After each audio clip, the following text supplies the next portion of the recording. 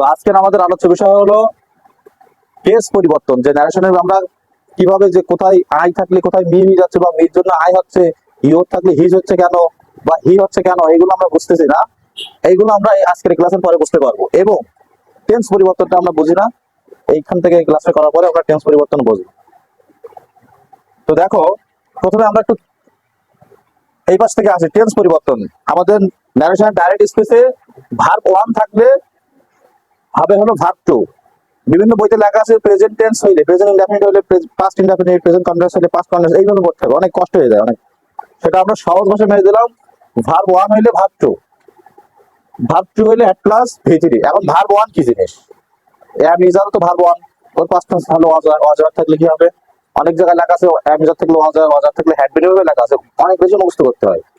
যাই হোক, আমরা এখান থেকে সহজে বুঝে যাচ্ছে শ্যাল উইল থাকলে উড হবে। এখানে আমরা কিন্তু ভার্ব টু লিখতে পারতাম, তাহলে শ্যাল এর পাস্ট টেন্স হলো কি শুড, ওইটা লিখে নিই। শ্যাল উইল যেটা থাকবে হবে কি উড।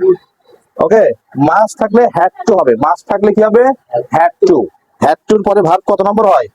টুর পরে ভার্ব ওয়ান হয়। ডু নট থাকলে ডিড নট, ডু নট অথবা ডাজ নট, ডু নট অথবা ডাজ নট যাই থাকবে হবে কি did not plus verb one, did not plus verb one. কিন্তু এই ডু নট এটা হলো অ্যাসার্টিভ সেন্টেন্সের ক্ষেত্রে বা ইন্টারোগেটিভ সেন্টেন্সের ক্ষেত্রে, অন্যান্য সেন্টেন্সের ক্ষেত্রে। কিন্তু এই ডু নট যখন ইম্পারেটিভ সেন্টেন্সে ব্যবহৃত হবে তখন আমরা ব্যবহার করবো not to plus verb one. তাহলে ডু নট ডিড নট থাকলে আমরা কি কি হয়? ডু নট বা ডাজ নট থাকলে হয় had did not plus verb one. আর এখানে বলছে ডু নট যদি ইম্পারেটিভ সেন্টেন্সে থাকে তখন আমরা ব্যবহার করবো নট টু। আর ডিড নট থাকলে had not plus verb three.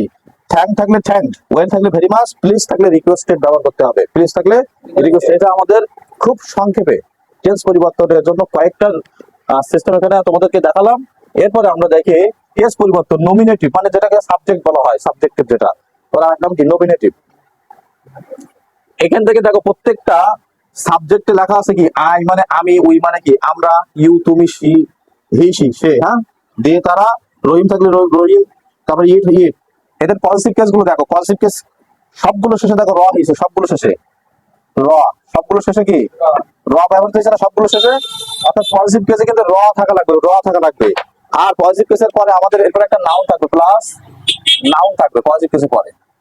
তাহলে এটা যে পজিটিভ কেস, ওর পরে আমাদের একটা কি অবশ্যই নাউন থাকা লাগবে। আমি, মাই, আমার, এর অবজেক্টে কি হবে মি, মি কে, আমাকে। দেখো সবগুলো শেষে কে কে আছে, সবগুলো অবজেক্টে সবগুলো শেষে কে আছে। তাহলে আমাদের যদি প্রশ্নে যদি আমাদের এখান থেকে একটা অবজেক্ট থাকে, সাপোজ ইউ যদি থাকে, তাহলে তোমাকে সাপোজ। এখন ইউ আমাদের যাচ্ছে মনে করো ন্যারেশনে কোন জায়গায় যাচ্ছে, মির কাছে যাচ্ছে সাপোজ আমরা মনে করি। এই মি ইউ যদি তোমাকে হয় তাহলে আমরা মি আমাকে হবে। কিন্তু আমরা দেখলাম যে ইউর আছে, ইউর এক জায়গায় আছে, ইউর এ যাচ্ছে কার কাছে? মির কাছে। ইউর আমরা দেখছি যে বাক্যের ভিতরে আছে, ও যাচ্ছে মির কাছে। এখন আমরা এখানে ইউ ছিল, তাই মি বসে বসে গেছিল, কে বসেছিল। কিন্তু এখন আমাদের এই ইউর যাচ্ছে মির কাছে, ইউর এর বাংলা অর্থ হলো কি তোমার, তাহলে মি হলো আমাকে। তাহলে কে আর র তো এক হবে না, র হলে রয় মিল থাকা লাগবে, কে হলে কেতে মিল থাকা লাগবে। তাহলে আমরা তখন মির কাছে যাওয়া সত্ত্বেও আমরা মিকে পরিবর্তন করে মাই করবো আমার। যার উদাহরণটা আমি তোমাদের এখান থেকে দেখাচ্ছি। হি সেড টু মি, সে আমাকে বলেছিল, I do not like your laziness, I do not like your laziness. তো এটা আমরা গতকালকের নিয়ম থেকে প্রথমে সাবজেক্ট বসে যাবে, প্রথমে সাবজেক্ট বসে যাবে হি, সেডটির পরিবর্তে কি বসবে টোল্ড, হি টোল্ড মি। এরপরে ইনভার্টেড কমার পরিবর্তে দ্যাট, এটা আমরা কত ক্লাসে শিখছিলাম। তাহলে হি টোল্ড মি দ্যাট, এখানে আই থাকলে হি এমন কথা বলা হয়নি, এটা ভুল।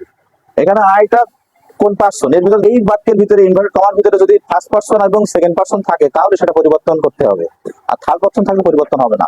এই বাক্যে কোথাও যদি ফার্স্ট পার্সন থাকে তাহলে এই পার্সন অংশ রিপোর্টিং স্পেসে সাবজেক্টের কাছে যাবে, সেকেন্ড পার্সন হইলে অবজেক্টের কাছে যাবে। এটা ফার্স্ট পার্সন যেহেতু সাবজেক্টের কাছে যাচ্ছে। এখন আই কি সাবজেক্ট নাই, এ যাচ্ছে কার কাছে? হি, হিও তো সাবজেক্ট তাই না? তাহলে সাবজেক্টের জায়গায় সাবজেক্ট বসবে, এখানে হি বসতে পারবে। এই ডো নট থাকলে কি হবে আমরা এখান থেকে দেখে, ডো নট থাকলে একবার নট টু, এটা হলো ইম্পারেটিভ সেন্টেন্স, কিন্তু এটা এখানে অ্যাসার্টিভ সেন্টেন্স। এটা did not, he did not, এবং এরপরে কি বলেছে ভার্ব ওয়ান, তারপরে লাইক বসে যাবে। তোমরা আবার অনেকে মনে করতে পারো ভার্ব ওয়ান আছে তাহলে ভার্ব টু, তাহলে লাইক তো এক নাম্বার, লাইক তাহলে লাইট হবে 2 নাম্বার। কিন্তু এর আগে যেহেতু আমাদের একটা ভার্ব আছে, ওই ভার্বকে আমরা পরিবর্তন করতে পারবো, পরের ভার্ব না, বুঝছো? আর টোটাল যে পরে ভার্ব 1 নম্বর হয়। এরপরে আমাদের যে বিষয়টা, মূল বিষয় দেখো, ইওর। ইওর মানে হলো তোমার, তোমার না, এই মাঝখানে পজিটিভ, এই যে ইওর, তোমার র আছে না, এবং এই বছরের পর একটা নাউন থাকবে, তাহলে ইওর লেজিনেস। ইওর লেজিনেস, লেজিনেসটা হলো কি নাউন। তো এখন ইওর সেকেন্ড পারসন হওয়ার কারণে যাবো কোথায়? অবজেক্টের কাছে, মির কাছে যাচ্ছে। তাহলে আমাদের ছিল কিন্তু এইখান থেকে এইটা যাচ্ছে কোন জায়গায়? মির কাছে। মি মানে কি আমাকে, আর এখানে কি র, মিল হচ্ছে কে আর র মিলতেছে না। এখানে যেমন আই সরাসরি হি বসেছে এখানে, তাহলে আমাদের মি কিন্তু বসবে না। কেন বসবে না? কারণ মি হলো আমাদের অবজেক্টিভ কেস, আর ইওরটা হলো কি কেস? এটা পজিটিভ কেস। তার মানে আমাদের মি এখানে যেই, ওর পজিটিভ হওয়া লাগবে। মিটা এখানে যাবে, যে বসবে যখন, তখন ওর পজিটিভ হওয়া লাগবে। তাহলে মির পজিটিভ কেস কে? মাই। তাহলে হবে কি মাই লেজিনেস। কে বুঝতে পারছো? কেস পরিবর্তনটা কি বুঝতে পেরেছো? তাহলে আমাদের এভাবে পরিবর্তন করতে হবে। আবার দেখো, ইউ মানে তুমি, আবার ইউ মানে তোমাকে। তো কখন আমরা কে ধরবো আর কখন তুমি ধরবো? যখন দেখবো মূল ভার্বের আগে আছে তখন তুমি, আর মূল ভার্ব পরে থাকলে তখন তোমাকে, কারণ তখন হলো অবজেক্ট হবে, তখন সেটা অবজেক্ট হবে। এই প্রশ্নটা তুমি খেয়াল করো। She said to me, she told me that.